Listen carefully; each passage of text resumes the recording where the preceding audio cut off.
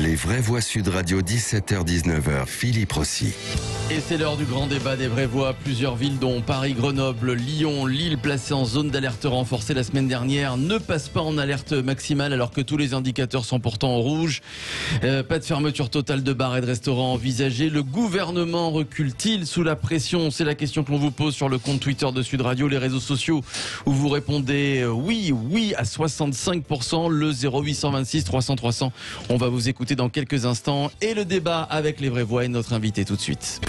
Bonjour, les grandes villes devraient échapper à de nouvelles restrictions. C'est inadmissible. J'ai une haine, vous pouvez pas savoir. Arrêtez de vous vexer sans arrêt comme une grosse dinde. On vous dit que c'est politique. Les maires de Lyon, de Lille, Grenoble, Toulouse ou encore Paris ont été reçus par le Premier ministre ce matin. Comme viennent de pas me dire, les Marseillais, c'est eux qui ont commencé, c'est pas vrai. Jean Castex leur aurait accordé un sursis de 10 jours. C'est une honte. Voilà. Mais criez pas comme ça, je suis pas sourd. Excusez-moi de gueuler, mais j'ai trouvé ça inadmissible. Allez, bonne journée les gars. Sud Radio, les vraies voix.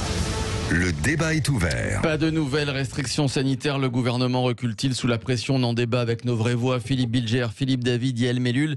Et notre invité, c'est Jérôme Sainte-Marie. On peut dire déjà bravo à Jamel pour ce montage son avec René Valville, De Funès, etc. Bravo Jamel. Bravo parce que c'était du grand art. C'est vrai. Jérôme Sainte-Marie, tiens, qui est avec nous, politologue, président de la Société d'études et de conseil Pauline Vox et auteur du livre Le Nouvel Ordre Démocratique. C'est aux éditions du Moment. Bonsoir Jérôme Sainte-Marie. Bonsoir. Bonsoir à vous Jérôme Sainte-Marie. Alors il y a une volonté du gouvernement de ne pas provoquer, le mot est peut-être fort, une éventuelle rébellion des manifestations s'il y avait eu de nouvelles restrictions sanitaires, notamment des fermetures totales de bars et de restaurants dans certaines villes comme la capitale Lyon ou encore Grenoble. Oui, enfin, je ne connais pas, si vous voulez, moi, je suis comme tous les Français de ce point de vue-là, et c'est là depuis le début de la crise, c'est-à-dire qu'on dépend de l'interprétation politique, d'informations économiques et surtout d'informations médicales que l'on ne connaît pas. Enfin, que l'on ne connaît pas ou qu'on ne saurait pas interpréter, même si on les connaissait. Donc, qu'on ne connaît pas en plus en temps réel généralement. Mais je crois qu'effectivement, c'est l'argument, si vous voulez, de l'acceptabilité des mesures se pose désormais. Toute petite chose, il y a un sondage Ipsos récent qui montrait que les 2 tiers des Français avaient désormais davantage peur des conséquences économiques et sociales de la crise que du risque médical lui-même.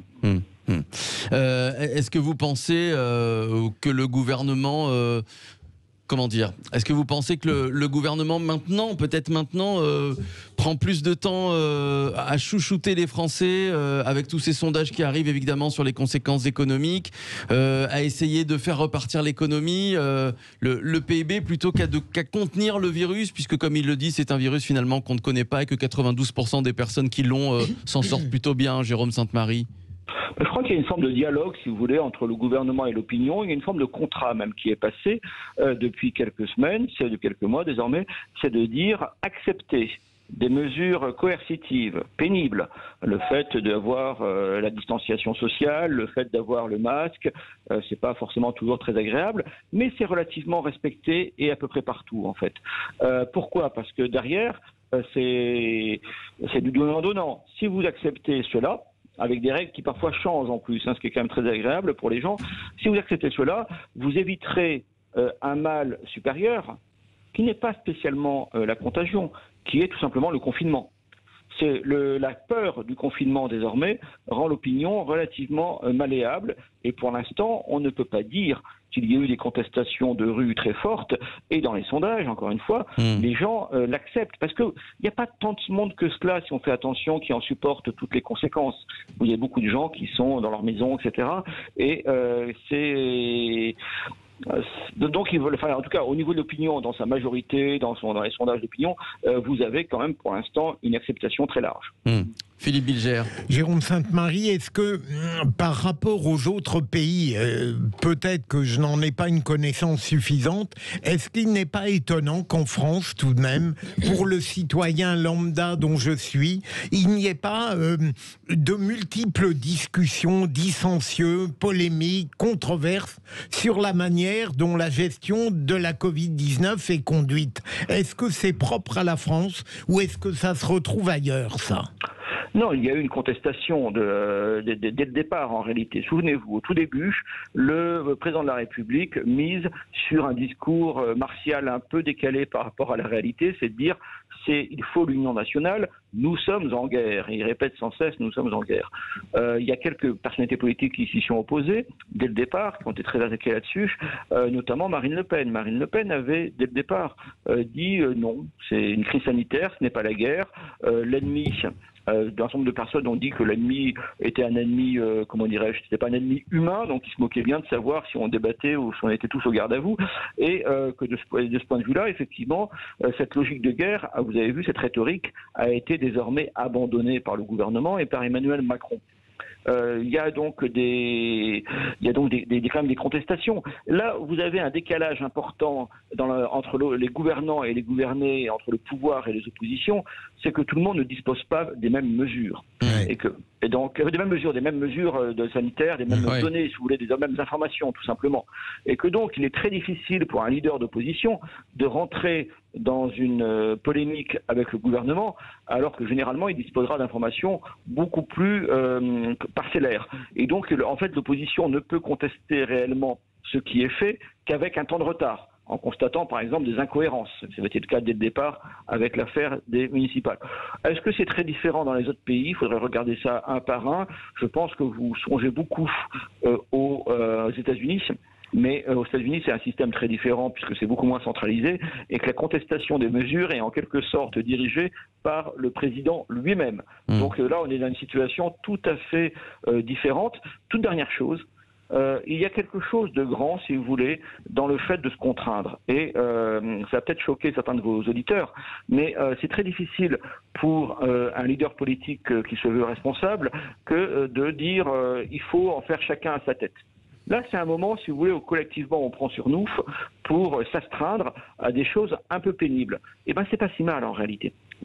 C'est beaucoup de choses, on va être choqués par ce que je dis, mais c'est aussi un moment, si vous voulez, où une nation est capable de se contraindre pour que les personnes âgées ne meurent pas plus qu'il est possible de le faire, etc. Donc c'est pour désengorger les hôpitaux. Exactement, pour protéger le travail du personnel soignant. Ça serait très difficile pour un leader politique de rentrer dans une surenchère, comment dirais-je, qui serait finalement assez peu vécu comme assez peu honorable par beaucoup de Français. C'est-à-dire qu'on essaye de réinjecter, il était temps, un petit peu de solidarité dans la société française, et on voit le mal qu'on a à le faire, parce qu'en réalité c'est ça, le porter le masque, c'est être solidaire, c'est ne plus se considérer comme une individualité, mais appartenir à une communauté, la communauté nationale. Et on a vu les résistances, et on le voit encore aujourd'hui. Les anti-masques qui sont nombreux. On voit la scandaleuse tribune qu'a faite Nicolas Bedos, qui moi me reste complètement en travers, Vivons quitte à mourir. Il est un peu revenu dessus. Qui d'un égocentrisme, c'est l'individualisme qui est mais exécrable dans un moment où justement on a besoin de l'inverse total, on a besoin de penser collectif aujourd'hui. On ne peut plus penser qu'à soi, et on voit.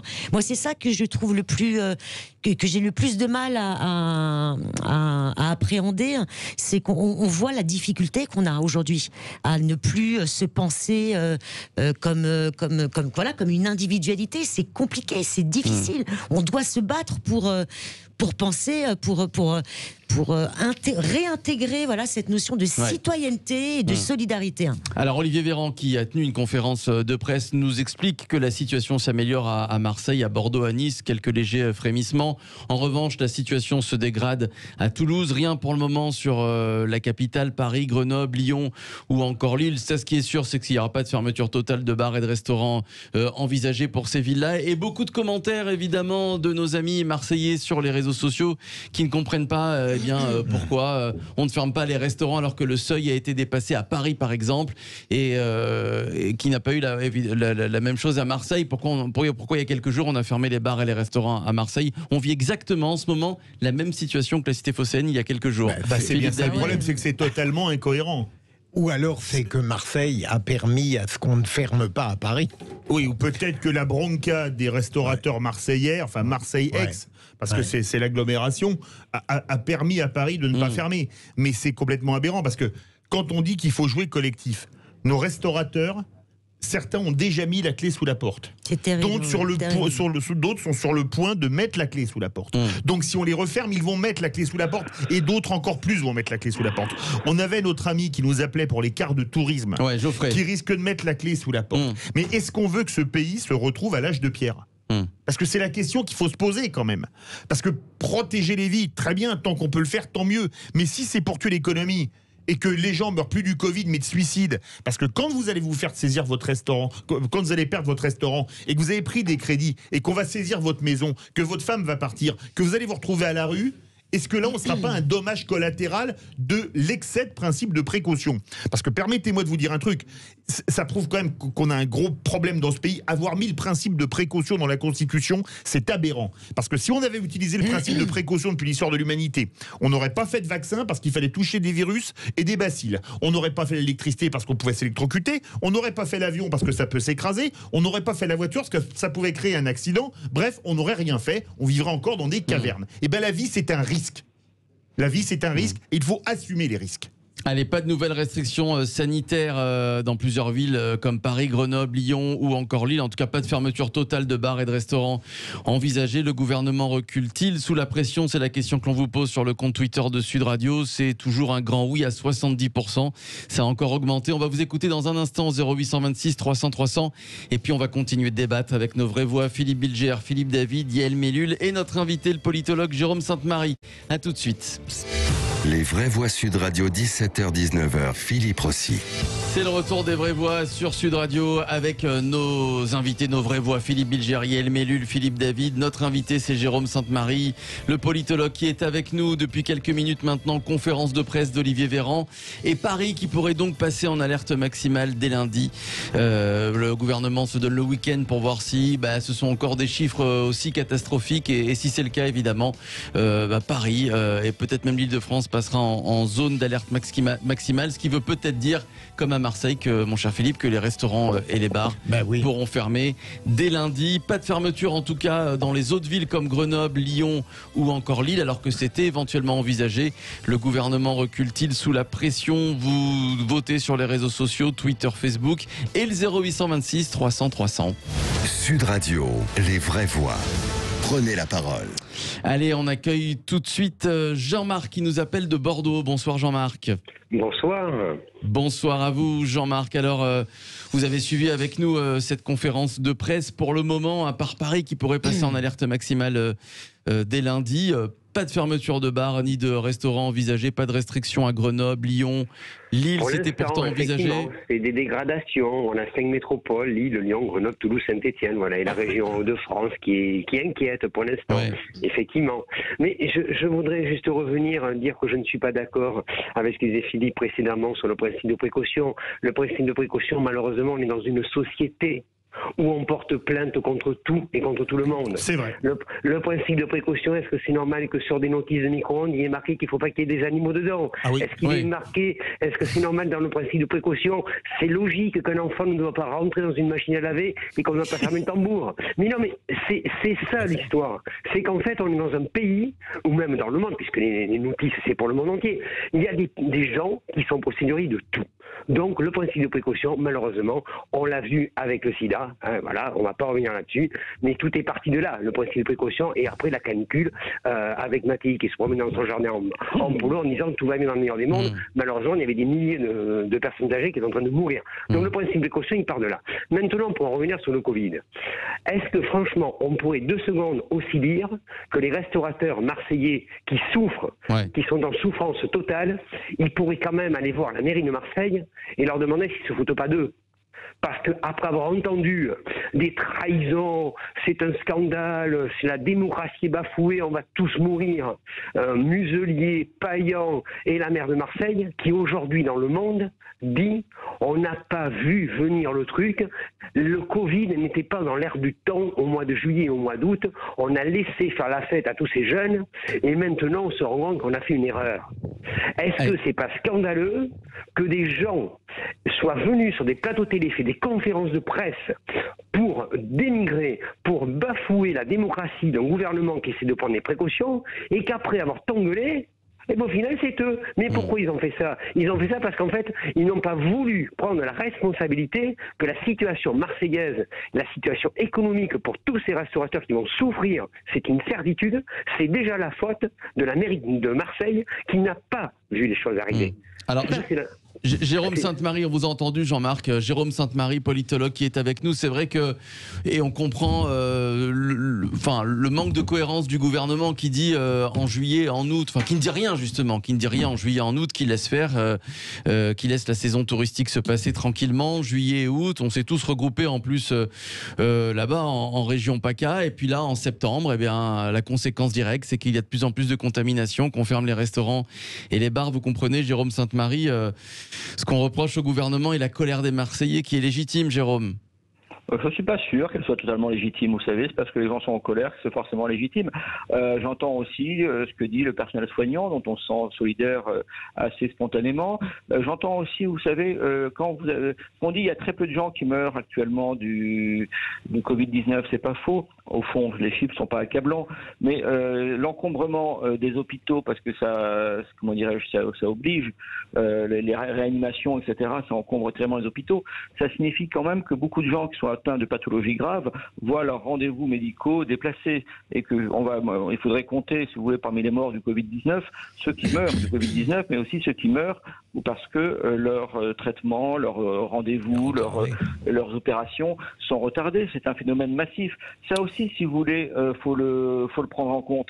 Alors après, est-ce que le gouvernement va avoir des problèmes par rapport à tout cela? Oui, sans doute, parce qu'il y a une impression depuis le départ de naviguer à vue. Or, il est d'autant plus concerné que le chef du gouvernement, M. Castex, est là parce qu'il était le responsable du déconfinement. Oui. C'était le monsieur. Donc lui, sa légitimité politique, il l'a construite justement par sa gestion du Covid-19. Imaginons que les critiques se multiplient, que les incohérences ou l'apparence de l'incohérence se développe, ça ne fera que accroître la difficulté qu'a actuellement l'exécutif, Macron comme Castex, dans les sondages d'opinion. Donc ça peut politiser en quelque sorte la crise.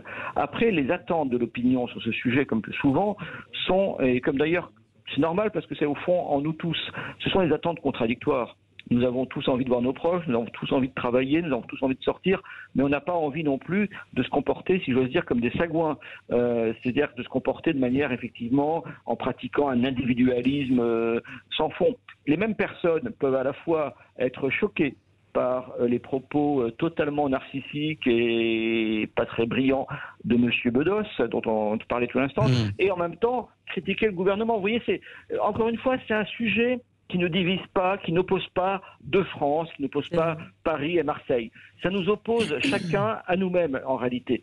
Et c'est extrêmement, d'ailleurs, déstabilisant parce que on évolue au gré des informations. Il y a différentes dimensions qu'on est obligé de prendre en compte.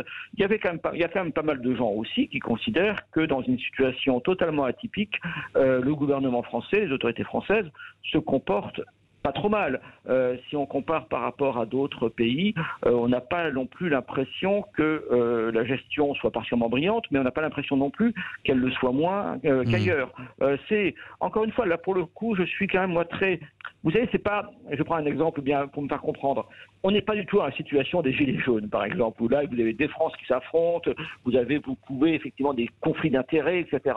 Là, c'est encore une fois autre chose de transformer. Toutes les crises ne se ressemblent pas. Une crise sociale, c'est très conflictuel et très logiquement conflictuel. Là, je ne suis pas sûr que transformer cet immense doute qui nous traverse tous, c'est quelque chose qui soit très fructueux. Par ailleurs, vous pouvez très bien articuler les différentes demandes, par exemple, je pense aux restaurateurs et à d'autres professions particulièrement exposées, qui ont un sentiment d'injustice. C'est une chose de les plaindre et de relayer leur colère, c'en est une autre, si vous voulez, de dire que, en raison de leurs problèmes, des mesures sanitaires d'intérêt général ne doivent pas être prises. Et vous avez des compromis possibles. Vous avez, par exemple, demandé à ce qu'il y ait une prise en charge accrue du manque à gagner par l'État et donc par la collectivité. y compris par nous tous, par les retraités, par les gens qui ne sont pas concernés par ce problème-là, et qui seront prêts à accepter que la dette s'accroisse et que leurs impôts augmentent pour rendre service à des catégories particulières. Ça me paraît plus fructueux, sincèrement, que de dire que les mesures sanitaires seraient par principe mauvaises. Alors c'est vrai qu'Emmanuel Macron le répète depuis plusieurs semaines, hors de question qu'on reconfine les Français, et j'ai l'impression que cette option est de plus en plus sur la table du Conseil des ministres et sur la table d'Emmanuel Macron. Jérôme Sainte-Marie. Oui, bien sûr. Vous avez deux façons de comprendre les bruits qui circulent sur cette question de reconfinement.